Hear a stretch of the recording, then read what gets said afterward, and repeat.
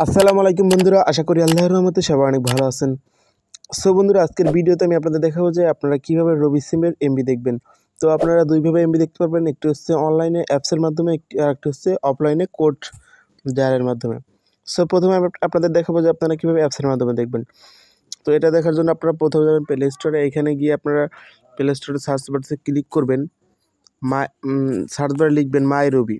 So my রবি অ্যাপটি লেখার পরে এখানে আপনারা অ্যাপসটি ইনস্টল করবেন।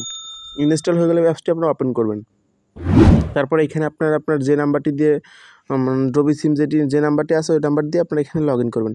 তো দেখতে পাচ্ছেন এখানে কিন্তু আমার 29 টাকা রয়েছে এবং 0 এমবি, মানে আমার 1 এমবিও কিন্তু নেই। তো বন্ধুরা, আপনারা এইভাবে কিন্তু দেখতে পারবেন। এটা হচ্ছে ফার্স্ট পদ্ধতি। আর দ্বিতীয় পদ্ধতি হচ্ছে আপনাদের চলে যেতে আপনার ডায়াল প্যাডে। সো এখানে যাওয়ার পর এই কোডগুলো আপনারা ডায়াল করবেন। আমি এখানে দিচ্ছি, আপনারা এটা ভালোভাবে উঠাবেন।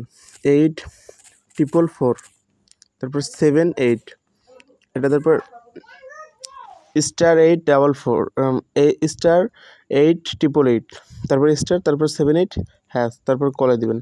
তারপর আপনার রবি সিমিতে ক্লিক করবেন, একটু ওয়েট করবেন। তো এখানে দেখতে পাচ্ছেন যে আমার সিমে কিন্তু কোনো এমবি নেই, মানে রবি সিমে কোনো এমবি নেই। আপনারা অ্যাপসের মাধ্যমে দেখতে পাচ্ছেন আমার 0 এমবি, তো এখানেও কিন্তু এমবি নেই। সো আপনারা এই কোডগুলো ডায়াল করে কিন্তু আপনারা এখান থেকে দেখতে পারবেন।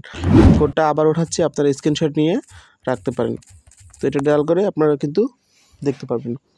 সো আশা করছি বিষয়টা বুঝতে পারছেন খুব সহজভাবে। আর হ্যাঁ, বুঝতে কোথাও সমস্যা হলে অবশ্যই কমেন্ট বক্সে জানাবেন।